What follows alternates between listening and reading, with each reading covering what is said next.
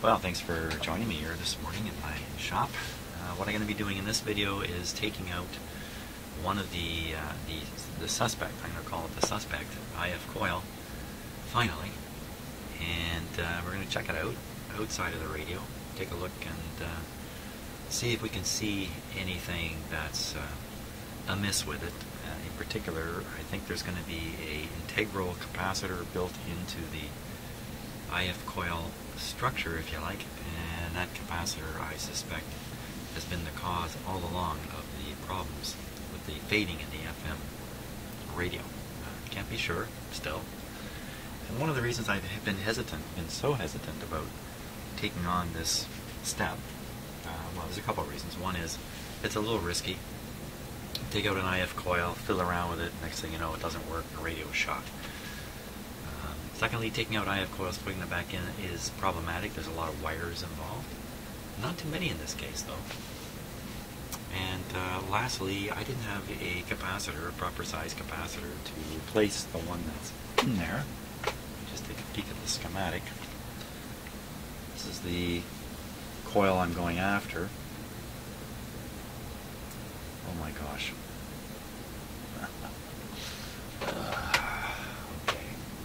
On camera. Sorry, it's a little out of focus. No, it's not bad. Yeah, it's going to do the focus hunting thing. So, this is the IF I want to take out. This is the terminal I touch all the time that restores the radio's operation. This particular coil has no capacitor across it.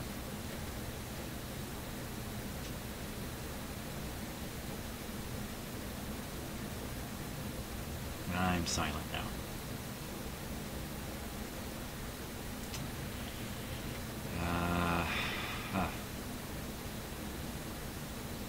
There is a capacitor across the secondary of the coil. Oh my gosh.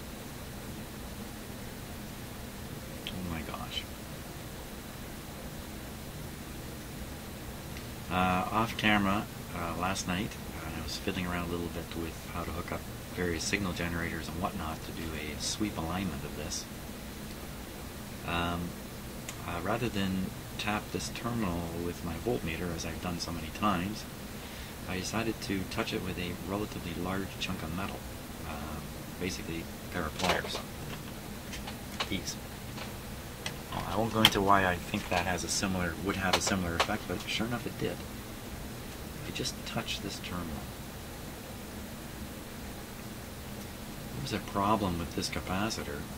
How in the heck would touching this terminal affect that capacitor? Okay, so there's another high likelihood problem in this coil, and it's the coil itself may have a break in it. A tiny microscopic break. Could be the coil leads where they connect to the terminals have corroded. That connection is hidden up in the can. You know what? I'm still taking it out. Still taking it out. Okay. Yeah, I've done this before. I'm not that scaredy cat about it. Frankly, I've fixed a couple radios doing this kind of thing. This one I've been just crazy hesitant. Here, let's go for a bit of a close-up view of the action here. Just bear with me a moment. I have to turn on the manual focus here. You hear me clicking away on my mouse.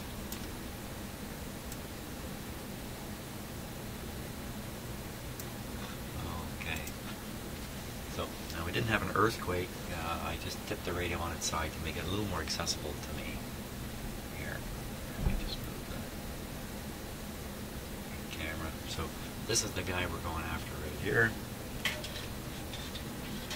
First thing is pull off the wires that are on there.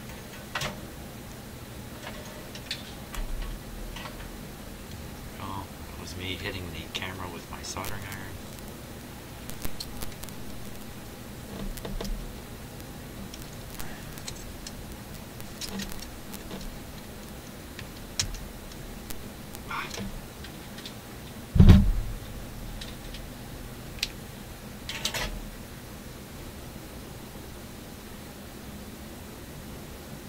Darn the people who built this thing, they wrap those wires nicely around the terminals, and pulling them off isn't as easy as it might look. Let's go a little closer with the camera here.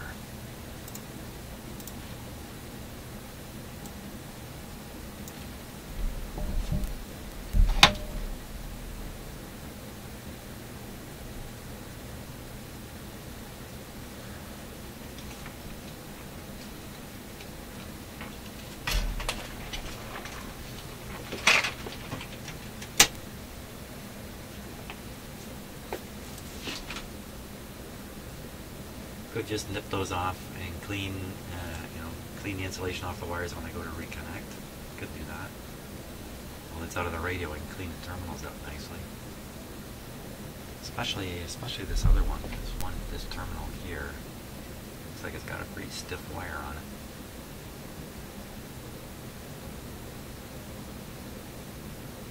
That's a capacitor I put on. I can probably get that off pretty easy. So let's try that big ugly capacitor there. See if I can't get that off pretty easily here.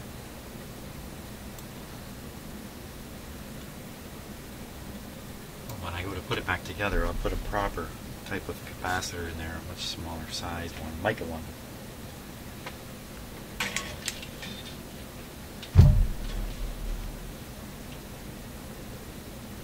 Headlight on my soldering iron. My little cheapo soldering iron seems to have done okay so far. I don't think it's going to last long, but it certainly has been fun to use, and it doesn't sit on for hours like my others used to.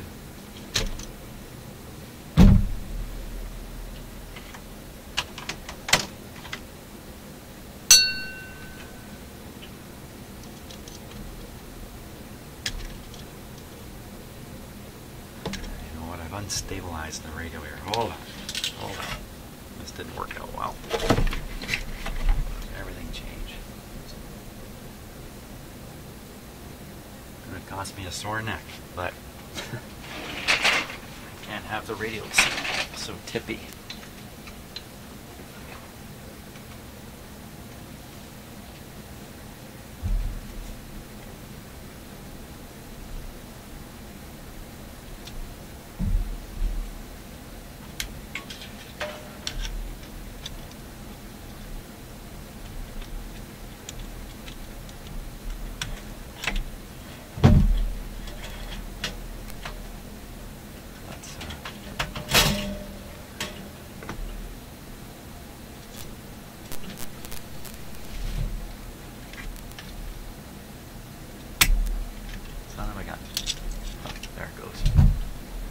Not much holding that on there.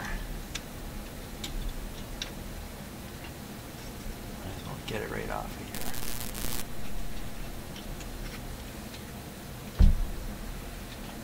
Okay. And that's the original capacitor there, which I'll be replacing. Now, I think I can get this other wire off pretty easy. Let's see.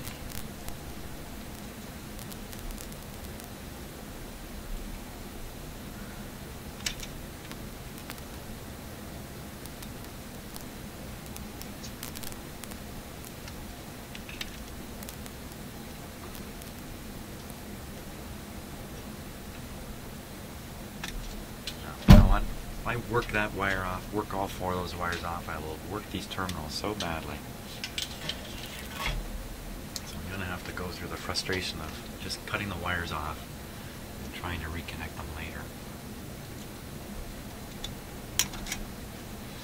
Now, I don't want to move them. Mind you, I've got lots of video of this. I'll always be able to figure out where wires go.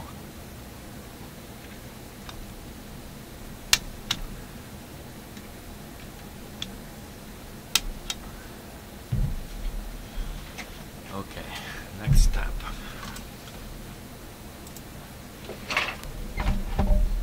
Next step is to get the clip off.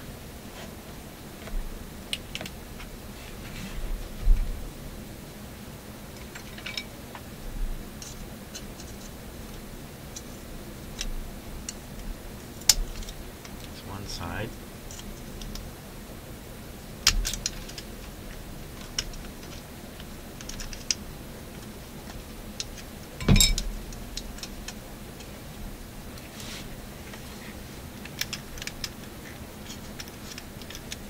Missed one wire. No, the wire's just in the wrong, just in the way.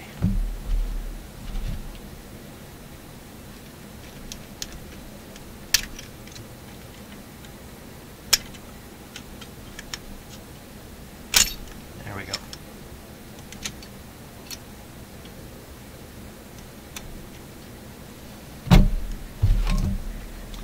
There it is. For all that fussing about don't take it out, don't take it out. It's out in just a couple minutes. Now, just have to bend some tabs back there.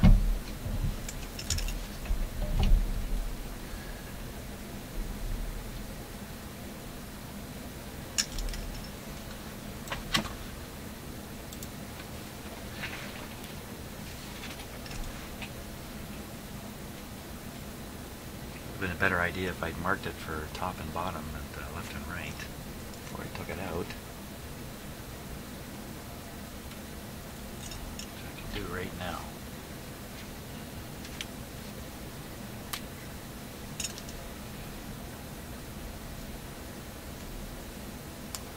So this is the tapping terminal here.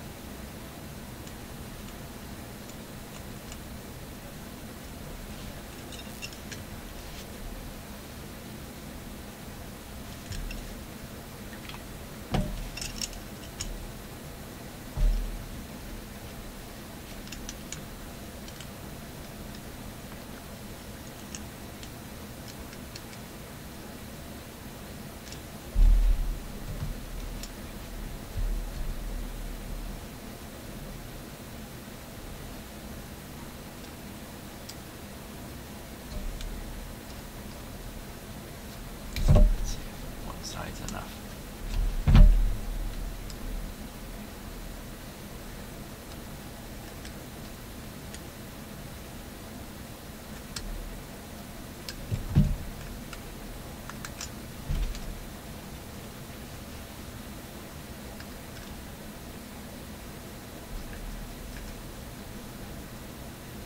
Of course, the builders of the radio never imagined these things to be taken out and serviced.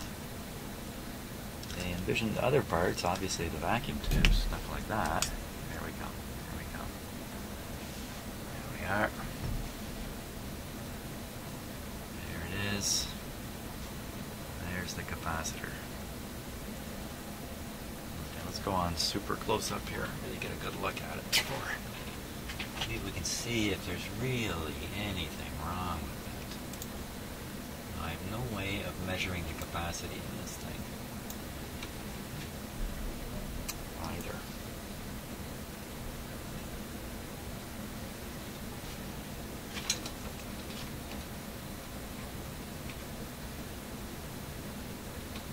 Pretty darn simple looking thing, isn't it? I'll just kind of explain what we're looking at there. It's just a point to it.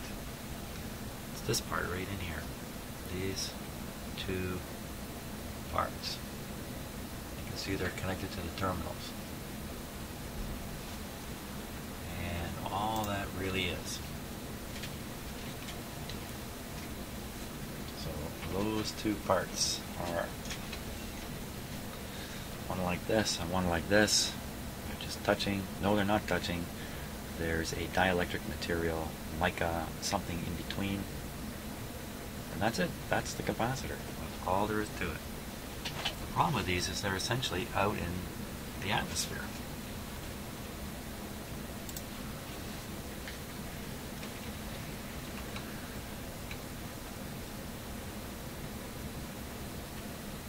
A little funny in there, doesn't it? It looks a little funny. Right in here.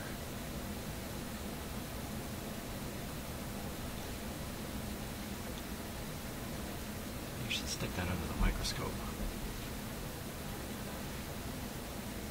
Now another possibility of trouble with this are these connections here. I have tried to, by putting the soldering iron on these terminals, drive heat all the way up to there. There's no hope of that happening. I'm going to take a good look at each of those connections here.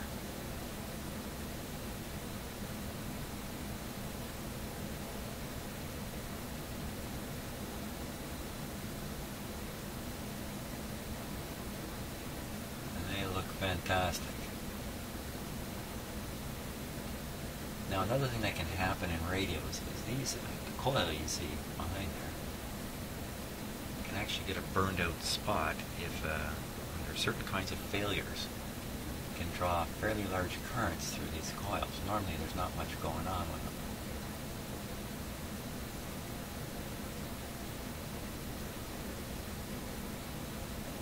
Let's figure out which one's which. Now we know the capacitor is on the secondary side. See the two wires, these two terminals and the two wires, and that's the secondary coil. Surprise, surprise, it's heavier wire than the primary that's up here. So primary coil is the one that has that effect that if I tap it with something, the radio comes back to life.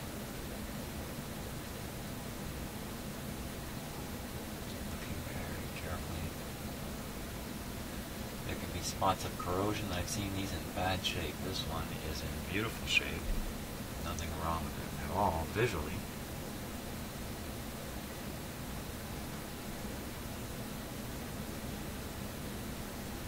Of course, one way to ruin them is to take a screwdriver and start poking at them.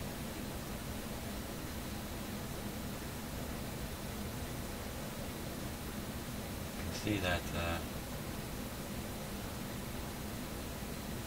what can you see there? I'm not absolutely sure, but it looks like the coil wires right here, the lead wire, they look like they've been soldered.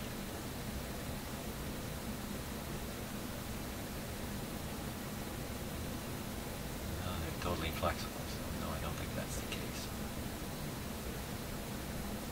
Looks like there's little grippies in the cardboard form there that they're supposed to be in. They're shoved in there, but they're not. They're out in. The cardboard form's a little bit distorted too. Now, what's this yellow stuff here?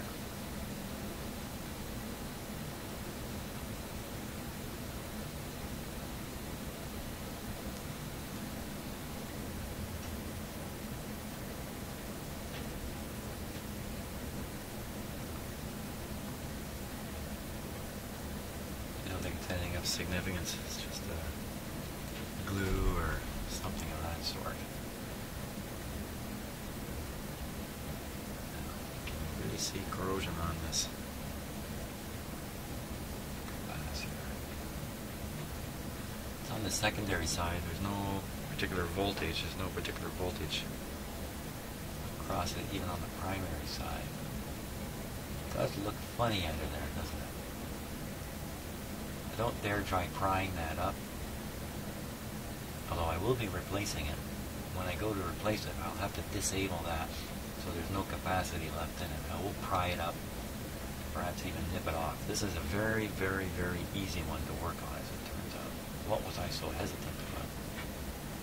You just get rid of those two pieces of metal there and that are overlapping, and stick a capacitor right in there.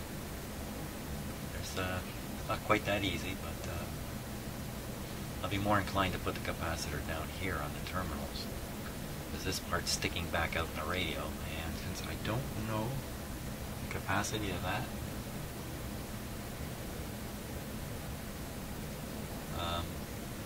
I'm guessing.